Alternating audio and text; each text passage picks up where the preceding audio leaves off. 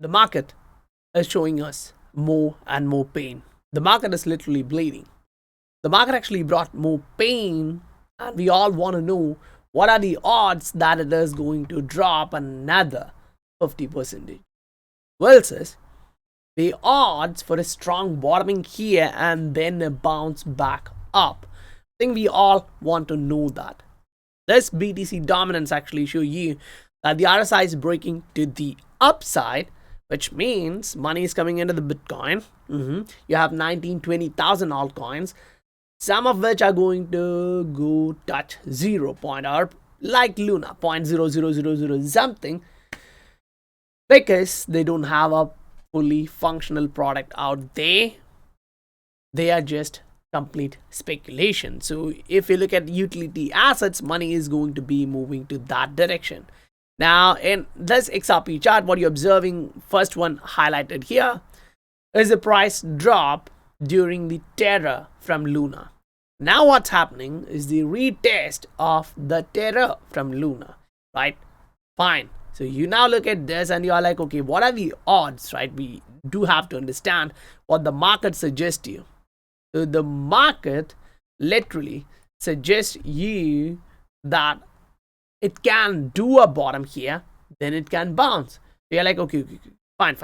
But majority are suggesting that the market may not be at the bottom. We may drop another 50%, at least towards $18,000 to $20,000. There's a lot of them suggesting. So what are the odds for this happening? You're dropping towards 20,000, 18,000. And what are the other odds which actually suggest you that you're actually going to go to the upside from here, right? You need to actually detail this, because some of these indicators actually give you that idea clearly. Okay, odds are more towards that you are near a bottom. You're leaning to make a fake out to the downside. That would be the biggest bear trap in this market cycle. So that's coming soon.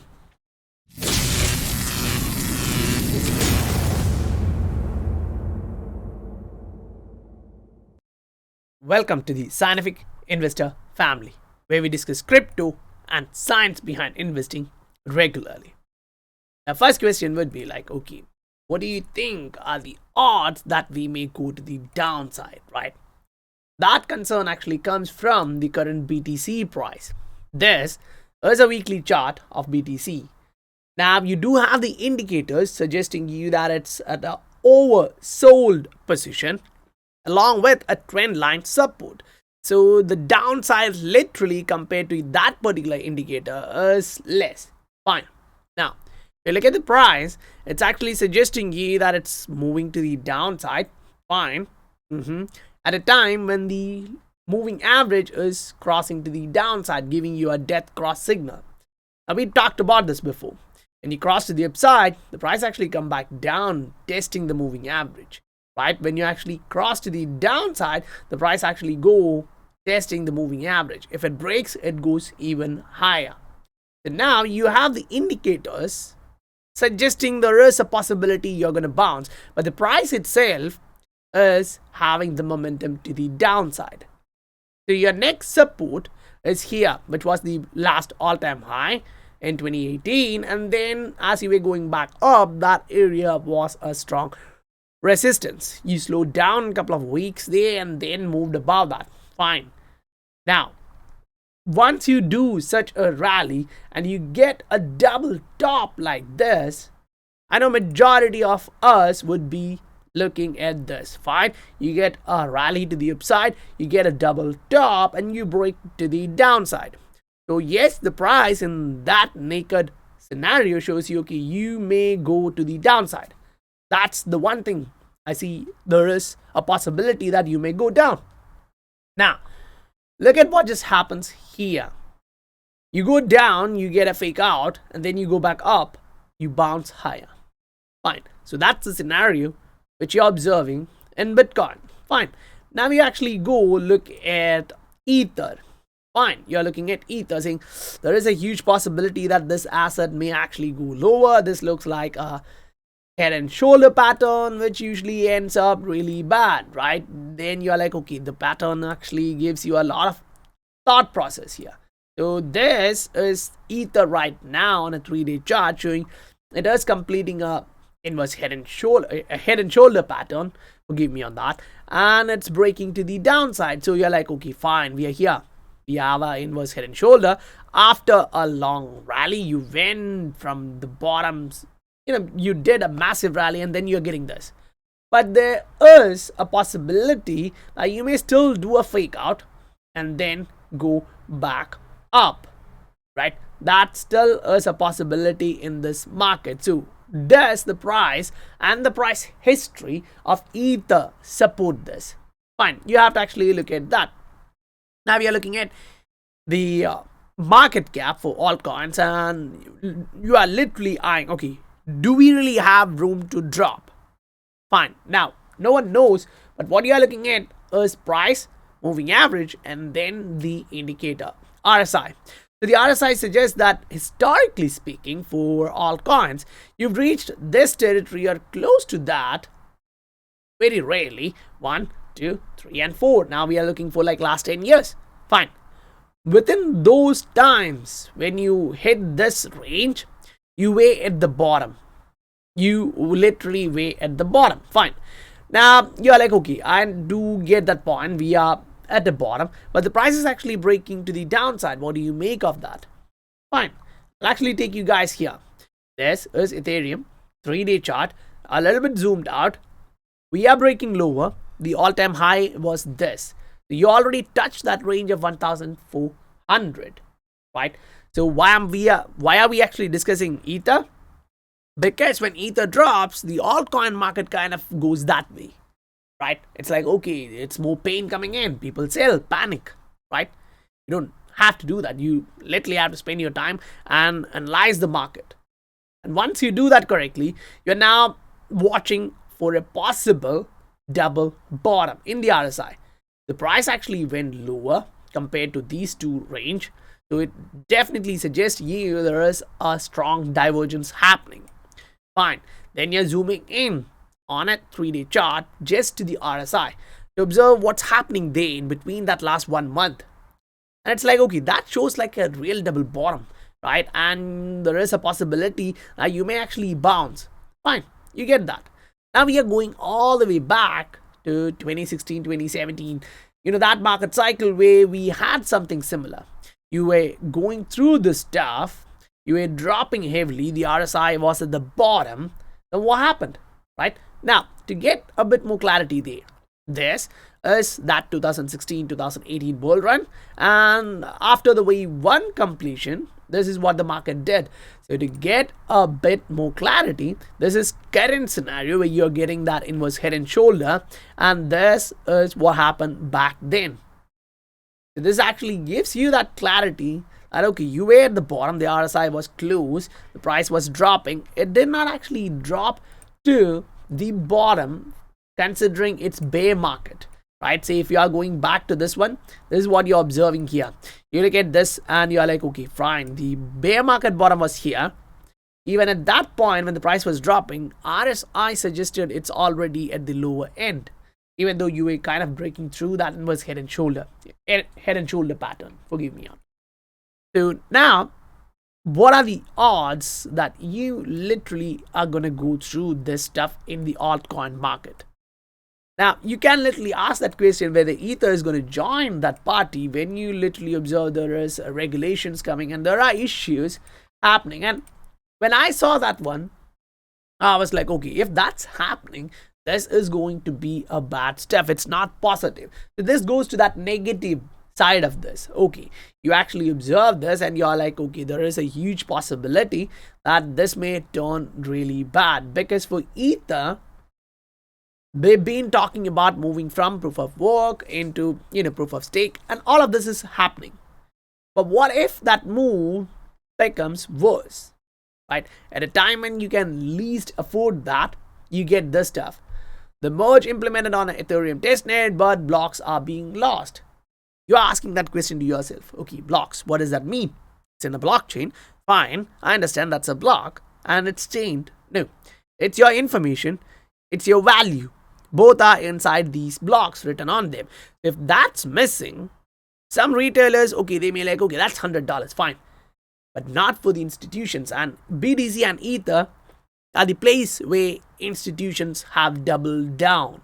And if this is happening, they can't afford to move like this. They have to stop, and then they have to make sure nothing is gone out of the chain. They need to bring everything. So when people actually suggest you go sell your house, put the money into crypto, don't listen to them.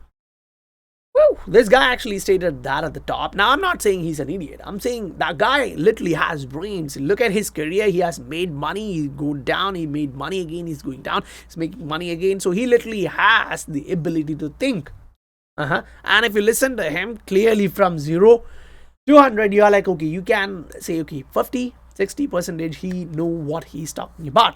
Just the asset which he chose was not the right one. Fine. But right now, when you actually get all these regulations coming in, what do you actually think? Whether the price is going to go up or down? Regulations are fine, but the trend in the market with Ethereum and the fundamentals are getting slowed down. So now, going back to that initial question of what do you think? I think the 60% of the odds actually suggest you we are bottoming here and going up, right? You look at XRP. This is XRP on a weekly. Last time we dropped 73%. You double bottom like this. And then you went back up. Fine. This time you're dropping 73%.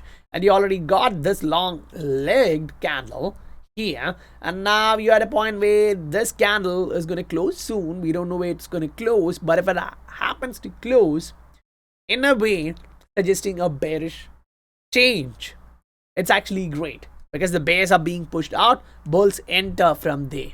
So you can consider, okay, if the history repeats, you're going to move back up, you're going to test these resistance. And that also gives you that narrative. When the moving average crosses, you go back to retest that range here. The moving average is crossing bullish, but the price comes back lower. Fine. Here the moving average is crossing to the downside bearish. It should actually rally like this.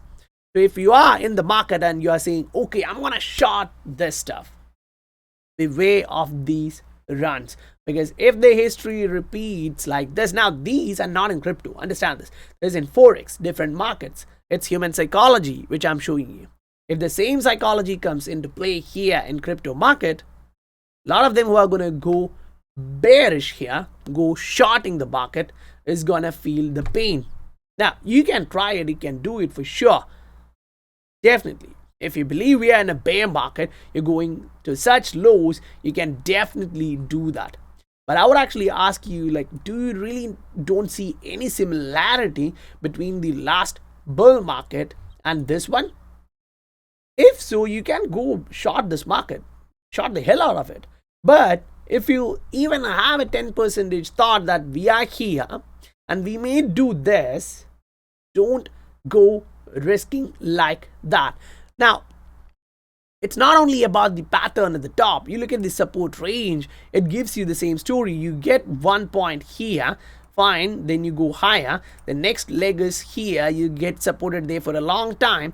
Then you break below that and come to the bottom, test this low and even lower. Fine. Now you come to the current scenario. This is your current low which you are hitting. You go up, the next level is this, you're breaking through that and coming all the way down below this level. So if it actually repeats this history, market is about to go nuts. Now, when I say that, I know that a lot of people are going to say, no. The other big YouTuber told we are going for a bear market. Fine, it's up to you. Everyone has their own opinion. Everyone looks at the charts differently. Me being in this, looking at the charts for like 7 years, I'm like, I can't neglect the possibility that this is going to happen. Now, it's up to you whether you decide to go bull or a bear, right? And if you get this narrative here that you are going through the moving average like this and then getting a bounce from the all-time high after retesting the all-time highs, that's actually great. You can also ask, like, okay, why did we actually drop this low? Because of the Terra Luna happened. That's like a black swan event. No one can predict that one. But overall, if you are in this market, you are literally like, okay, fine, I'm looking at the trend line. It's actually still kind of moving to the upside. You try to connect all the bottoms and you're like, okay, it's still kind of moving up. It's at the support range, right? This is the altcoin market. Now, if that's your support and you're at the support point right now, you are anticipating two different stuff. Fine. You may have two levels of resistance. One, the at most one at the top, which you think, if you are optimistic, you are going to reach that level. Next one, you are trying to connect the standard deviation before that and the resistance. So you kind of get it some way like this. Fine, close that. Still, do you think we are at the bottom or do you think we are close to the top? You can make that decision for yourself. You don't have to go to anyone else. You just have to take the chart, put it into a macro, weekly, monthly, whichever you want, and connect the supports and resistance and ask this question to yourself. Whatever the answer is for you, make your portfolio or break your portfolio. Now, guys, we are in this market and you are literally observing the pain. Everyone here is feeling the pain. But those who have been in this market for long enough do understand that pain is a part of this process. If you have been in this market for at least 2 years, you have already dropped substantially right now. And before the wave one pump, yes, you had that exact same pain. If you've been in those assets like Cardano, like IOTA, like XRP, like XLM, you were slowed down for a long period of time in this range. I was a long accumulation phase. Now, if you think this is distribution and you're going lower, fine, great. But what I think is that this is going to be the reaccumulation phase. Why? In the last cycle, we did get a reaccumulation phase one and a smaller one here before the blow off the top. If you say we don't have any in this cycle, it's really hard for me to even think like that, because I think history kind of rhymes itself. Because we are human beings and with money we are so bad. The emotions, the psychology goes so bad for anyone in the market just 1 year, 2 year. It's really hard. I was in that phase, right? So now while looking at the market, I'm like, okay, with money, human beings go through these psychology, these emotions. That's why I'm like, okay, go through the books, which has been written by big guys who have been in this market for 40, 50 years. And they teach you a lot of lesson. And that's why we go through all those books and then try to share that information for you based on all these different assets. And if you want to get those charts for different assets, which you think some of them are going to go to zero, which of them in your portfolio do you think are going to be big gainers? Which of them are going to be the average one, right? You can rebalance. See, some of the assets right now have changing fundamentals. The project itself is pivoting from that asset. They're moving into a different asset. So that's like, okay, you may not actually get that much pump to the upside. Rather, it would be super slow, most likely because of the fundamental itself, right? So before you decide that for your portfolio, for your money, if you want that kind of update, you can look at the Patreon. The link is given in the description below. So guys, if you received value for your time, please do hit that like and subscribe button if you haven't done that already. I'll meet you guys on the next video. Bye-bye.